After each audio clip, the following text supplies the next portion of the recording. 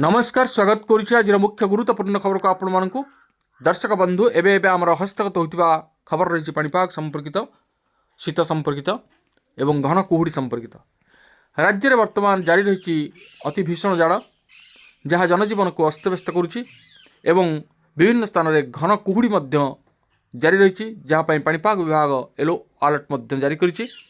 तेज जाना केउं केउं स्थान को प्रबल अति प्रबल शीतर संभावना रही और केउं केउं स्थान को घन कुहुड़ीर संभावना रही से संपर्क में संपूर्ण बरणी मुझे आपण भिडियो प्रदान करी से आप निश्चित भिडियो को प्रथम शेष पर्यंत देखिए।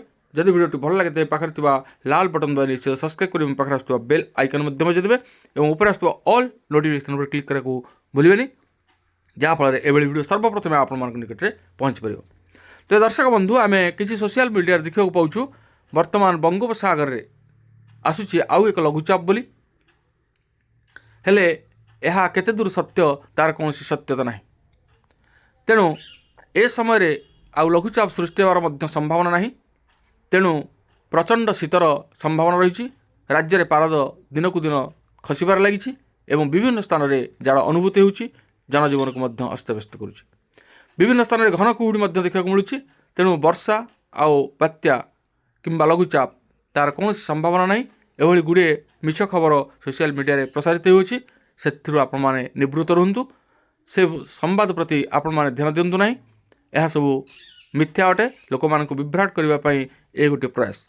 तेणु आम आज आपन कहबू आज पाणीपाग संपर्कते केउं केउं स्थान में प्रबल ठंडा और घन कुहुड़ी लगी रही एवं भी राज्य में प्रबल जाड़ जारी रही नुआ वर्ष भी यही जाड़ जारी रही पाणीपाग विशेषज्ञ मैंने आकलन कर राज्य में एते लंबा अवधि शीत गत 10 वर्ष में कहीं अनुभव करनथिले बड़दिन और नुआ वर्ष को भी जाड़े थराइब सारा ओडिशा को। राज्यर सर्वनिम्न तापमात्रा शिमिलीगुड़ा 3.8 डिग्री रेकर्ड कर एथिसह छत्रपुर गोपालपुर और पुरी भली समुद्र कूलवर्ती अंचल को छाड़देले अवशिष्ट ओडिशार रातिर तापमात्रा 15 डिग्री पाखापाखि रही। तेज राज्यर यह तापमात्रा आहरी सप्ताहे रहीपे बोली आंचलिक पाणीपाग विज्ञान केन्द्र पक्षर कहुई। तेज राज्यर विभिन्न अंचल में भिन्न भिन्न कारण यही जाड़ जारी रही आकलन कर पाणीपाग विशेषज्ञ सुरेन्द्रनाथ पशुपाल।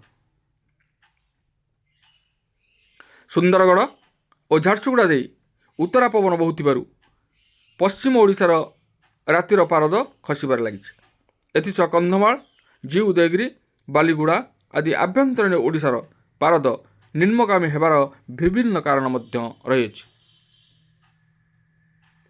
साधारणतः आभ्यंतरीण ओडिशा समुद्र ठारू दूर रहुथिबारु वन पहाड़ घेरारे रहिथिबारु एवं समुद्र पतन ठारू उच्चरे रहिथिबारु एठारे शीत बढ़िबा सह जाड़ लगातार जारी रही।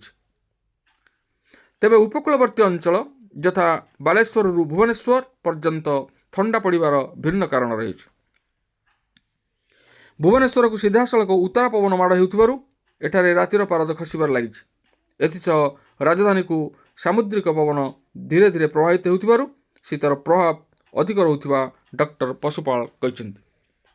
तेबे दर्शक बंधु वर्तमान ए वर्षर शीत टिके नियारा कारण एभली लगातार भाव में शीत गत 10 वर्ष मध्य केबे होई नाही हे तो 2-4 दिन शीत आसी पुणी उभान हो जापर जो गरम गुड़गुड़ी से भाव में अनुभूति हो किंतु ए वर्ष स्वतंत्र रही शीत। तेबे ए थिला आज पाणीपाग संपर्कित एक विशेष गुरुत्वपूर्ण सूचना। आज ये पुणी देखा आगामी भिडियो रे। रहुछि धन्यवाद नमस्कार।